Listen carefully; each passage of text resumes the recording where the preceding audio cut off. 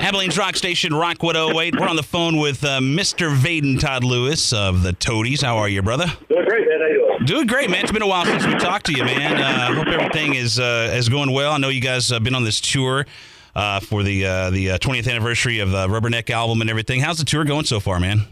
It's going really well. We did a bunch of touring and took a little while off, had a couple of weeks off. Right on, man. Well, so you're playing coming to Abilene this Friday, playing with a band called Ume. It's another Austin band. Did you handpick them for this particular show, or? Oh yeah, we handpicked them for the tour. They're going to be on the whole tour. We toured with those guys a few times and played a bunch of shows with them. They're just fantastic. Great, awesome band. They're a three-piece rock and roll. Female front person, guitar player who tears it up and wails, and it's just a blast to watch. Now, did you have you kind of known of them for a while, or is it just kind of recently come to your attention, or what? Yeah, we got hit to them a few years ago, I guess, and immediately took them out on tour, and just been fans ever since. Right on, man. Well, we're going to talk about the 20th anniversary of the iconic album Rubberneck, and first of all, does it feel like it's been that long, man? In a lot of ways, no. It's kind of crazy, but then again, you know, thinking of like seeing photographs of myself in the studio doing that record and footage and stuff. I'm like, who's a scrawny kid, you know? now I'm a scrawny adult. Right. Is there anything that you would do different now compared to earlier whenever you were recording the album? I don't think so. I mean, I try not to view life that way in general, but because it really kind of chases you up a tree or whatever. But I think we did it pretty right. I mean, the mindset I had was I somehow tricked this label into giving us hundreds of thousands of dollars to make a record, and we're going to go spend that money and make a killer record. And the very least I'll have is a kick-ass record that I wanted to make, and that was my attitude from top to bottom. And it was the end result was a record that was really one that I have fun listening to still. So as well as many fans. I mean, like I said earlier, man, it's an iconic album, and I know that you guys haven't really stopped playing a lot of the hits off of that album, like Possum Kingdom, Tyler, and some more. But did you have to go back and sort of relearn some of the other songs off the album whenever you started this tour out?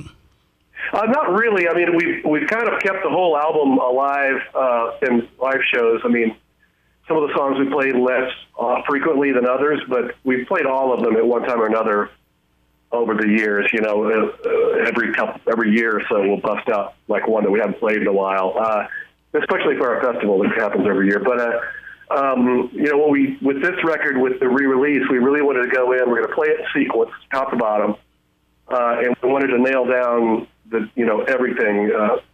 Basically, you do anything over and over again for 20 years, and you kind of change how you do it, and it kind of just becomes more comfortable to do it this way or whatever. Right. And so going back and learning the original, fingering and timing and all that stuff. It's in some ways you kind of have to dumb it down because to play it like that, because some of that stuff was written right there on this, a few days before we went in the studio, so we were all really fresh at playing it, and we just got better at it. So we're trying to recapture that initial "see your pants" vibe of that record, Right on. If that makes sense. Yeah, absolutely. Makes sense to me.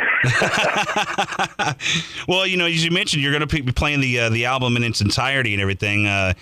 So we'll get that as well. But are you going to be playing any of the later songs from the Toadies on this show as well, or? Oh yeah, sure. I mean, initially when we first started this tour, me and the guys were talking, and I'm like, look, this is going to be the Rubberneck tour. That's what people want to hear. So we'll go out and play Rubberneck. Then we'll take a break. And if anybody sticks around, we'll play some more songs. And that's the way we all thought it would go. And so we get done. And Rubberneck is really it's under 45 minutes. Yeah. So it goes by pretty quickly. And after the first couple of shows, we're like, wow, nobody's leaving or shutting up or anything. So let's just keep going. So It kind of evolved into, we'll play that record with as few interruptions as possible. Hopefully we'll get all the way through it without anybody breaking a string or anything. And then after that record, I'll say a few words, something to the effect of, let's play some songs that are not 20 years old, and then we move on and just kind of knock out the rest of the set. So it's a fun night, man. We generally play those 11 songs, and then not kind of leave them anymore. Now, those songs off of Rubberneck, they've stood the test of time. What do you think what do you attribute that to, man? I think I have no idea. I think the biggest part of it that I can see firsthand is that people won't let it die, and that's great. People love that record, and they latch onto it and stay fans through thick and thin, and it's just amazing. I mean, we went away for a little while in the Zeros, broke up in 01 and got back together in 07, put out records, and the crowds were bigger than when we left. And right. It's continually kind of been like that. People bring their kids. What is your favorite song off of Rubberneck that you love to play and cherish the most out of all of them? It kind of changes, but I don't know. Tyler probably be the funnest one to do. Right. It's just it's real fun interacting with the crowd, and it's just like riding a bike, So, right. But having a lot of people cheer while you ride your bike. Now, speaking of the fans and everything, have you noticed that change in your fans over the years since the original release? Well, it's just kind of grown. I mean, it kind of started off. We've always had kind of a interesting fan base, a combination of music nerds and jocks. It's like, they all got along for the most part, and it's always been cool. And that's just kind of expanded, and now all those music nerds and jocks are bringing their kids and making them into music nerds too. So it's just fantastic. It's been a really, really cool experience watching the crowd grow and everybody gets older, but they just keep the crowd stays young as well as far as the median age. Right. It's really, really remarkable. We did a song on Guitar Hero a few years ago, and we've had stuff like young kids come up to me and afterwards and go, I never heard of you, but I got Guitar Hero, and I really like that Possum Kingdom song, so I went out and bought the whole catalog. That's awesome. And then they're at a show buying a T-shirt, so it's fantastic. That's crazy. Now, of course, you've been around for a while and everything. You're a veteran of the music industry and everything. But, I guess from the old to young kind of thing, is there anything that you do differently now compared to earlier in your career as far as preparing to go on tour? Well, there's a lot that's different. I've got a child and a home and a lot of stuff that's different. But, you just kind of, mentally prepare a little differently. And, I've learned I used to never warm up. I used to go out cold, and it worked until I was in my late 30s, and then it kind of stopped working, and I had to start warming up, and that's fine. It's just the little things like that. You learn how to tweak what you're doing. And, right. So, learn how to take care of your ears a little better, and so go out and tear it up. And it's funny, though, once you start playing, it's like once we start playing, you just kind of feel like you're, 25. Right. It's nuts. Yeah. Kind of puts you in a time machine in a way. Yeah, it's really a strange thing. I swear to God, this is a little, I don't know if you want to hear this or not. We were on stage in New York, and about halfway through the Rubberneck set, and I kind of just went outside myself and looking at the crowd and just kind of watching them, and I'm realizing, I wonder why they're getting into us so much. I mean, they're really into the band. That's great, but I wonder I can't even remember who we're opening for. And I realized I'd just gone back in time 20 years to opening for another band in my mind. Like, oh, sorry. Oh, crap, this is our own show, and they're here for us. And it was like this weird out-of-body experience, and it was just killer. One of the weirdest things to happen to me on stage. That's great. Have you ever forgotten the lyrics to a song while you're on stage? I would never admit that. Well, it's funny because you have to, if you think about it, and you're doing 20-something songs, give or take, depending on the night, that's a lot of words, that's a lot of chords, it's a lot of time signatures, it's a lot of information. Right. Remember. And if you think about it that way, then you're kind of screwed. You just kind of have to go. Clark, my guitar player, is real big about saying you just got to forget about it and let your body remember what's going on, because it will. Right. It's true. It's all in there. You just kind of enjoy yourself and have a good time and watch the people, and it all just kind of comes out. I guess you could just tell everybody that this is the remix. Yeah, exactly. Well, man, let's talk one of our favorite four-letter words, and that would be beer. I understand that you guys actually have your own beer now. Is that right? Yeah, we do. We partnered up with a local brewery here in Fort Worth called Martin House, and they've got distribution all over Texas. And we got together with them and recipes and ideas and artwork, and came up with our very own beer. And it's pretty damn good. It's called Rubberneck Red. Rubberneck Red. That's appropriate right there, man. That's pretty cool.